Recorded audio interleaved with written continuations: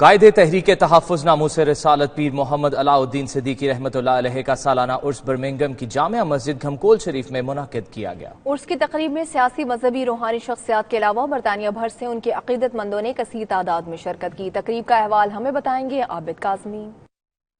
برطانیہ میں آج سے کئی دہائیاں قبل قائد تحریک تحفظ ناموس رسالت حضرت پیر محمد علاء الدین صدیقی نے امن مشن اور اتحاد بین المسلمین کا آغاز کیا تھا۔ آج ان کے جانشین پیر ڈاکٹر سلطان العارفین نے ان کے مشن کی تکمیل کے لیے عوامی خدمت کا سلسلہ جاری رکھتے ہوئے گزشتہ روز برمنگھم میں ایک عرس کا انعقاد کیا۔ عرس کی تقریب نماز ظہر کے بعد شروع ہوئی جو نماز عشاء تک جاری رہا۔ پاکستان کے معروف قاری سید صداقت حسین نے تقریب کا آغاز تلاوت قرآن پاک سے کیا۔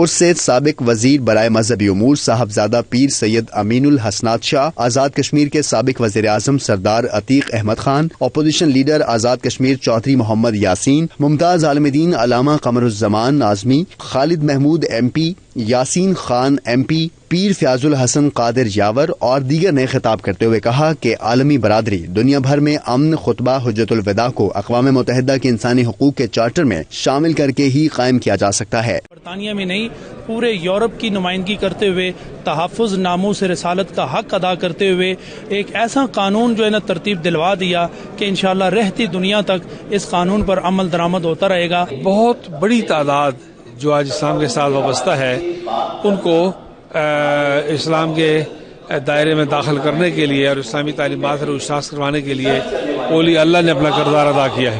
شیخ العالم رحمۃ اللہ علیہ کی زندگی میں جو بڑے بڑے پروگرام ہوتے تھے آج اس کی مہک یہاں بھی آ رہی تھی۔ He strived to get all Muslims on one platform in the United Kingdom under the protection of the honor of the Prophet sallallahu alaihi wasallam. حضرت پیر علاء الدین صدیقی اتحاد بین المسلمین کے لیے ساری زندگی کام کرتے رہے۔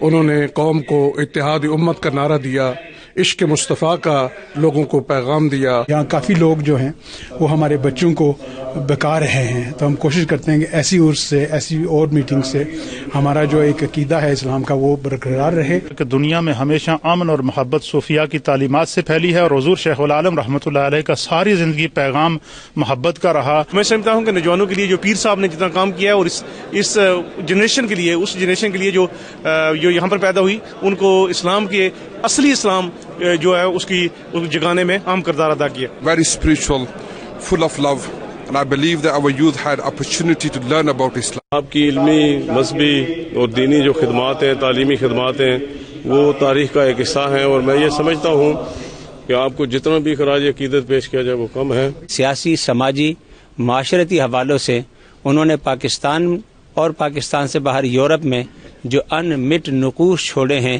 وہ ان کی خدمات کے اعتراف کا آج کا یہ اجتماع ایک بین ثبوت۔ ان کا مزید کہنا تھا کہ مرحوم نے جہاں مذہبی اور روحانی میدان میں دکھی انسانیت کی خدمت کی، وہیں فلاحی اور سماجی کاموں میں بھی ان کا کوئی ثانی نہیں ہے۔ رپورٹنگ ٹیم کے ہمراہ عابد کاظمی، 92 نیوز، برمنگھم۔